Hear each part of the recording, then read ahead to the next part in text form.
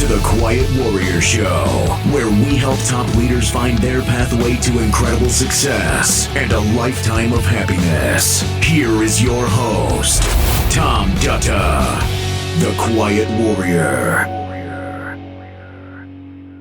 Well, welcome to the Quiet Warrior Show. My name is Tom Dutta. I am the Quiet Warrior, and I'm excited to have on my show today Mr. Miha Matlievski. Miha, welcome to the show. Well, hello, Tom. It's a pleasure, a huge pleasure and an honor to be a guest on your show. Thank you for inviting me. You're welcome. I mean, on this Good Friday, it's a wonderful day to have somebody on to talk to like you about the future and about hope and about all the blessings we have in life. And I want to just say before I ask you to tell us a bit about yourself that to the audience, I read the one sheet of Miha and I was touched by the story. And the first thing I said is, I got to have this conversation. So Miha, this show is all about you. Let's turn it to you and tell us a little bit about yourself. Well, I'm just a regular guy who found his freedom of choice, which means that I get to do what I want to, not what I have to. And the way I'm using my freedom of choice is a bit strange for most entrepreneurs, because I decided to move to Eastern Europe and chase stray dogs all around the streets, finding them new homes. And another thing that I'm super passionate about is to talk about failure, to help people develop healthy relationship with failure. And hopefully very soon, we will start with Failures Anonymous, which is planned to be a non-profit organization with small groups of people, just the way AA is, but talking about failure. We've done a few test runs, and it was amazing. The breakthroughs, the emotions, just the whole thing was just so amazing that it just felt right. And somebody, I think, has to do that. So, it might just well be the fellow coach. Well, I love that. My mind went on a journey to a different place when you said rescue, about the dog rescue. I just thought, maybe one day there'll be a Rescue Dogs Anonymous where they all go to talk to each other after coming.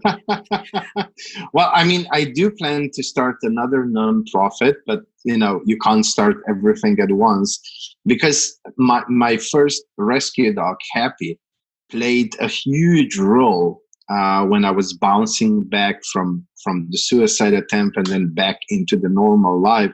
And honestly, I'm not sure if I would be able to pull through if it wasn't for him. He taught me so much. He gave me so much. He's my little angel. And once I was out of the whole thing after the successful last startup and the huge exit through a Fortune 100 company, I said to myself, well, I want to do more for animals. And that's how that journey started. That's wonderful. Sorry, what was the name of the dog again? Happy. Happy. What a great name for... by the way, what an awesome name for mental health as well. Well, I just want to tell you that my dog's name is Shadow, and she's a miniature Shih Tzu. She's 13 or 14 years old, and I totally agree with you. I learned one thing from my own work, that dogs can't have thoughts about their thoughts. That's why sometimes my little Shih Tzu bangs into the wall, and then 30 seconds later, she's wagging her tail, and I'm going like, "Are you on drugs or what?" But I think we can learn a lot from very it. Familiar. Yes, We can learn so much.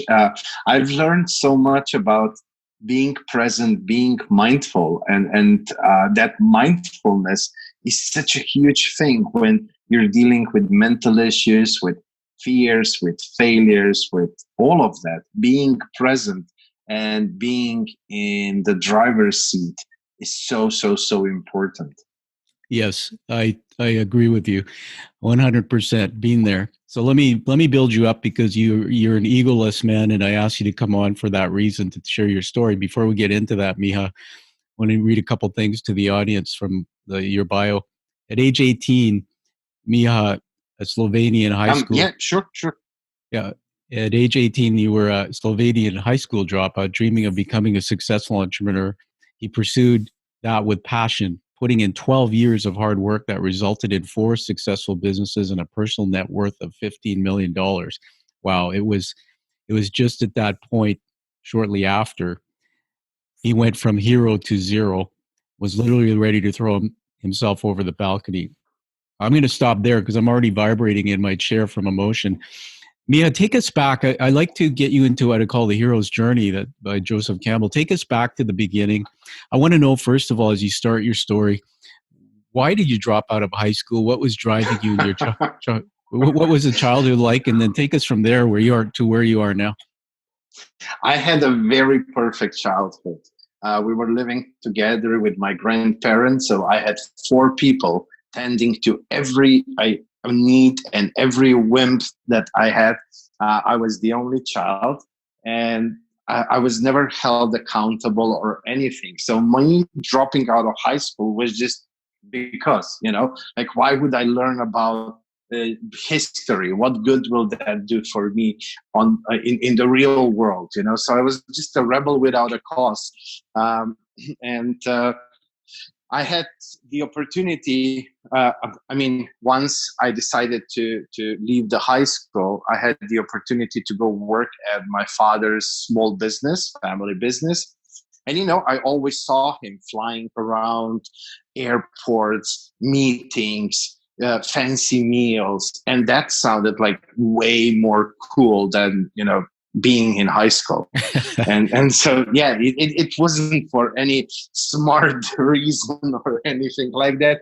And it wasn't that I wasn't smart or anything, probably even too smart for myself at that time. And I was just, rebelling without any cause. And I didn't get along with the teacher of the Italian language. I mean, she didn't appreciate my attitude. And, I wasn't buckling down. And so at the end of the year, she flunked me, and I had the opportunity to go back and redo the 3rd year. And I was thinking, I'm going to get that teacher again. And, our relationship ain't going to change. So why even bother? And then my father said, well, you can come and work for me in the company, in the family business. And I was like, hell yeah, I want to do that. I want to go, to the fancy lunches and travel around the world and all of that. I just saw the beautiful part, I didn't saw anything else. And that isn't, that being an entrepreneur is much more than that. But for me, it was just flying around, having great food, chit-chatting with people, and then, things just happen, and bam, you're making millions.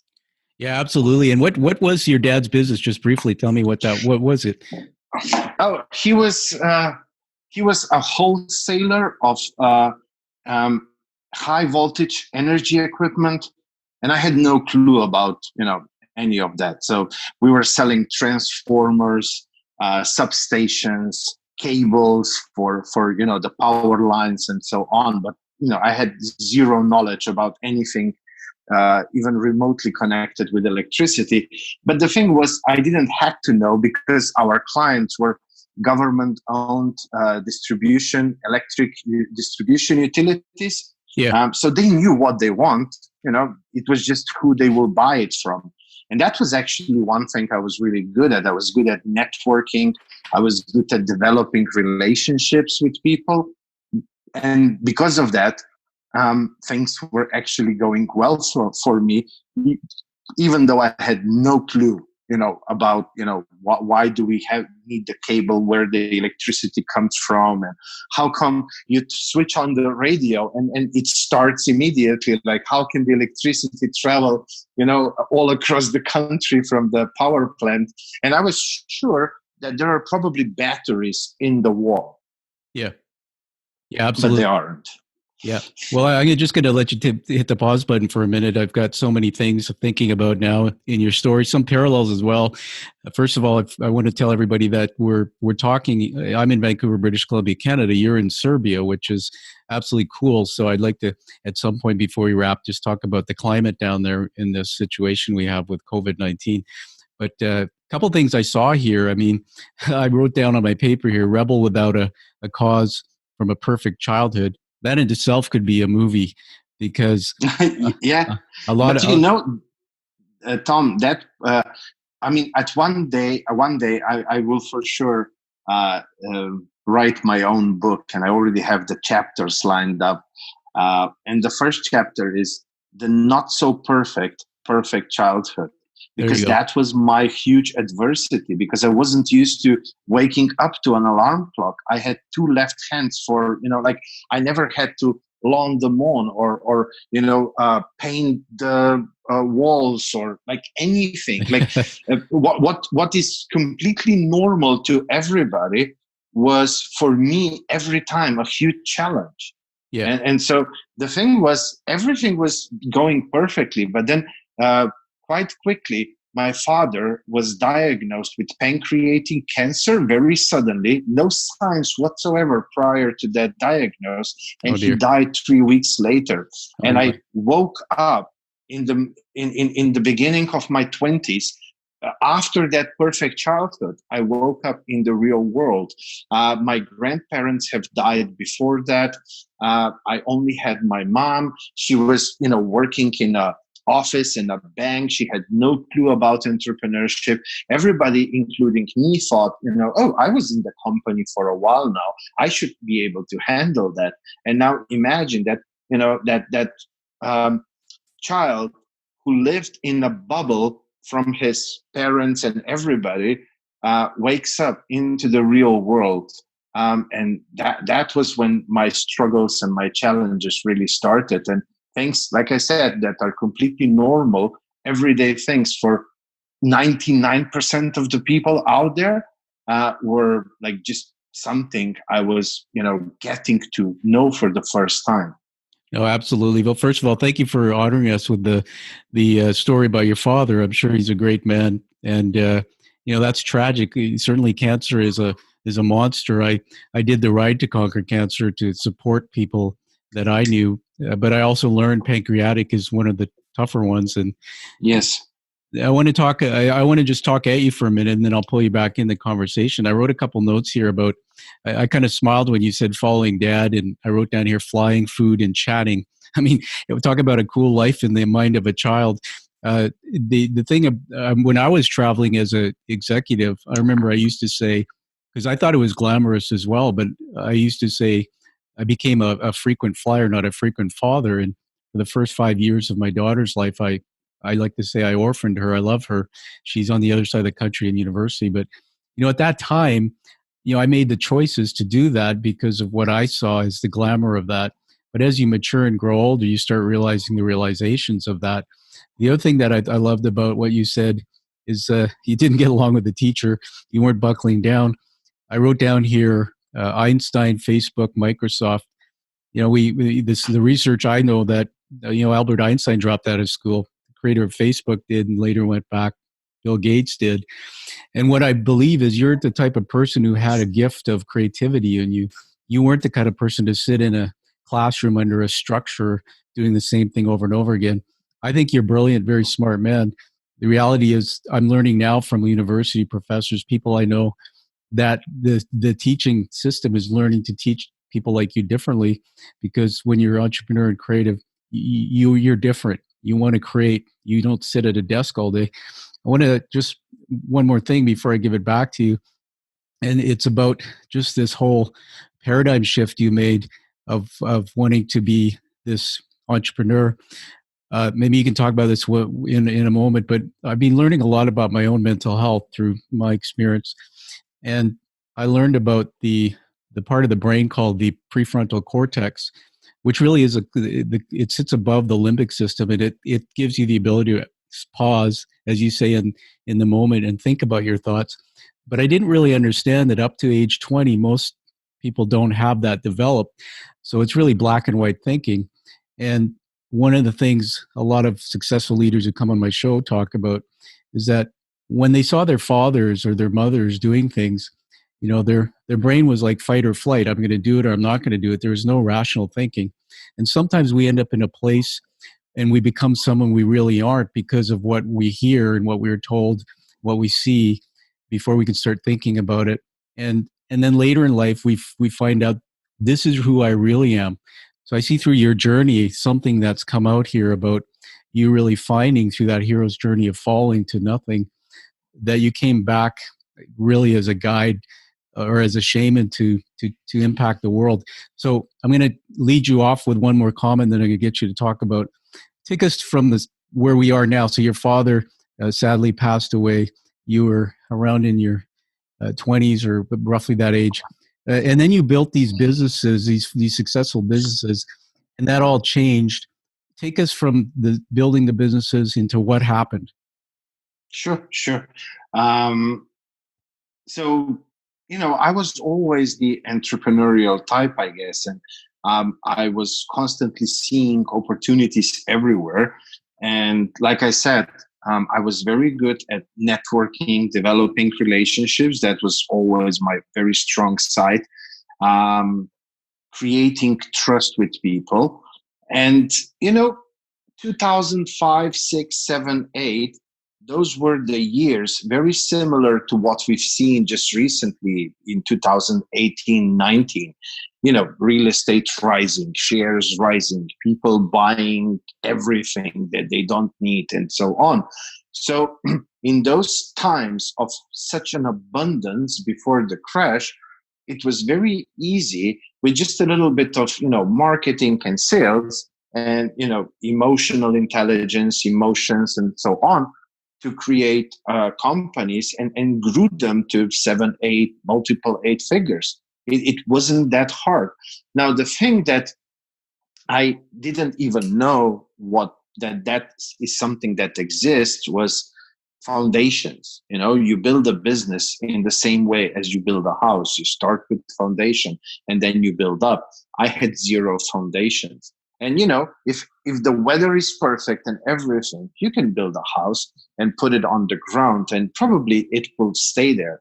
But the moment some flooding or rain or wind or something comes along, that's why we have the foundations in place. And so for me, the financial crisis of 2009, I mean, in the US, it was 2008. In Europe, it was 2009. That was like my wind. And my companies, all of them were like that first house from the Three Little Pigs story, made out of straws. And as soon as that wind came, everything fell apart like dominoes. Because one of my businesses, I was an investor in a huge real estate project, multiple 8 figures. And all my other businesses, plus me, we were co-signing the loan and like everything was on the line. Everything else that I owned, I had no asset protection in place or anything like that. And so I got a call from the bank. It was Monday, December 7th, 2009. Monday morning, they told me that they want to get out of that agreement because my pricing would be higher, even if I sell at with 0, higher than what the price on the market is. So I would make a huge minus. And I was in the middle of construction, so they just bailed out. And in Europe, we have this thing where you pre-approve the bank that gives you the loan. They don't have to go to court or they don't need any approval. They just go to all your other businesses, to your personal accounts, and take everything from there to repay that debt. So instead of owing one bank, they took money from all my other businesses. I wasn't able to pay employees, taxes, suppliers, which were a lot of them small businesses. And Wow. I ended up. I'm just going to be interrupting you here for a moment.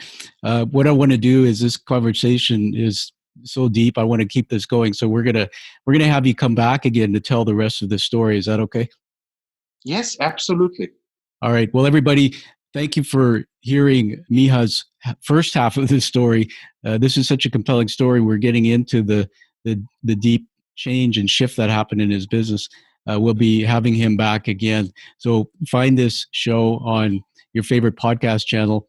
Give it a rating to honor Miha and his story. And if you want to know what the rest of the story is, certainly I do, please come back again to episode 2. So live your life with passion, find that true purpose, and live the life that you deserve and desire. Thank you for listening to The Quiet Warrior Show. Create is a motive-based leadership development firm. www.kreat.ca